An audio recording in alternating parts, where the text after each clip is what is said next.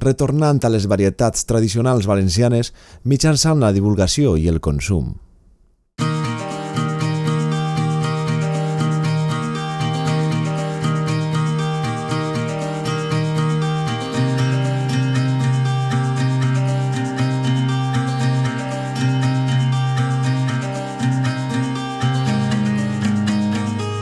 Tomaques hi ha moltes.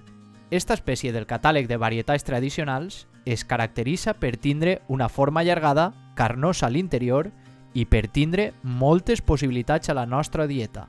Però, encara que estem acostumats a veure-les a qualsevol tenda, el procés de plantació d'una tomaca és molt més complicat del que pensem, requerint molta acció del llaurador per a garantir l'èxit de la collita.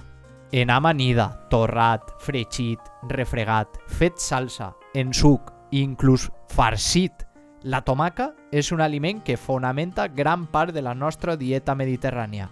Tot un ventall interessantíssim de possibilitats que ens fa la boca aigua.